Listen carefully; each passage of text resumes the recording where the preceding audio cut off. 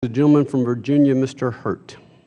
Thank you, Mr. Chairman. I thank the Chair for continuing to focus on the anniversary of Dodd-Frank 5 years later. I thank each of the panelists for appearing today. I represent Virginia's 5th District. It's a sprawling rural district, south side central Virginia. Over the August break, we had the chance to travel across the district and visit across the 23 counties and cities that I represent, many main streets along the way. And we had the opportunity to visit with families, small businesses, small farmers, had the opportunity to stop by several banks, community banks in Charlotte County, Fauquier County, Halifax County. These banks are important to these main streets because they provide a tremendous amount of capital that's necessary now in a way that more than ever because of the job losses that we have seen over the last several years.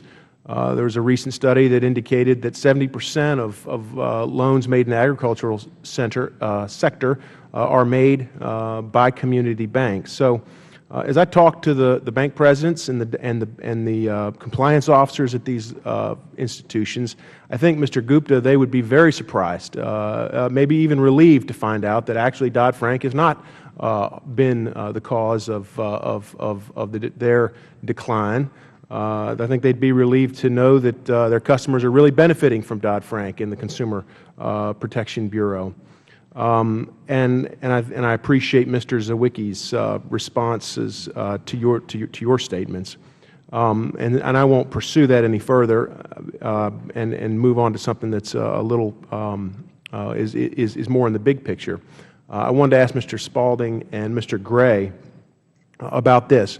The Richmond Federal Reserve recently published something called a bailout barometer. I don't know if you're familiar with it. But it is an estimate that the financial safety net covers some $26 trillion in liabilities, or 60% of the total liabilities of the financial system. And I was wondering from the standpoint of too big to fail, I was wondering from the standpoint of moral hazard, what is the threat to the taxpayer when we have accumulated this amount of backstop by the Federal Government? What is the threat to the consumer? What is the threat to our free markets? And so if Mr. Gray wants to go first, and then Mr. Spaulding, I'd love to have you address that. I think the threat is not first to the taxpayer. For the Fed, it's money they print, it's money they sort of manufacture. Their balance sheet is something totally unique in the history of America. I don't know how they're going to work their way out of it, but it's going to be inflationary. It's going to dilute. It's going to degrade the quality of the savings of most Americans in order to have this happen.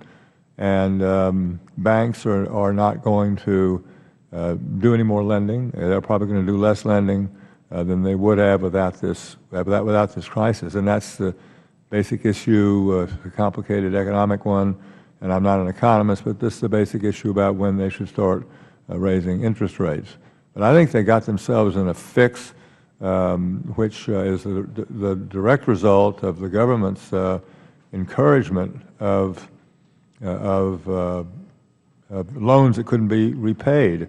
And the reason loans couldn't be repaid is because the local banker wouldn't make a loan that he knew he couldn't repay, or that would irritate his neighbor because he'd have to see his neighbor in church or at the Safeway. No, the loans were made because Fannie Mae and Freddie Mac had an insatiable appetite to pick up any loan they could do. And so if you got a broker going to make a loan and is not then responsible for it because he shoved it off to the Federal Government or a Federal Government agency, it's all easy to do. And why not? Why would you not do that? So the government bears a huge responsibility for having caused all this. There's nothing in Dodd-Frank which does anything about Fannie Mae or Freddie Mac, right, or about any of the other practices that actually led to the crisis that we had and the crisis that we haven't gotten out of. And I'm sorry to say I can't give you an answer for the Fed because it's going to take years to work out. Thank you, Mr. Gray. Mr. Spaulding? That was a very good answer. I deferred to it. I would just make out, again, point out a general point. vast operations of the administrative state of this magnitude going into large reaches of the economy, whether it's the healthcare economy or the financial economy, displaces and completely takes the place of market mechanisms. And in doing so, it prevents the market from making its natural adjustments. And who suffers? The average person suffers. I Consumer. mean, the role of Congress is to uphold the rule of law, maintain contracts, make sure that there is a certain legal fairness in how it operates, watch out for the problems, but otherwise let it correct itself so that opportunity, the real opportunity in the marketplace, can serve the American people. Thank you, Mr. Spaulding. My time has expired. Time of the gentleman has expired. The Chair now recognizes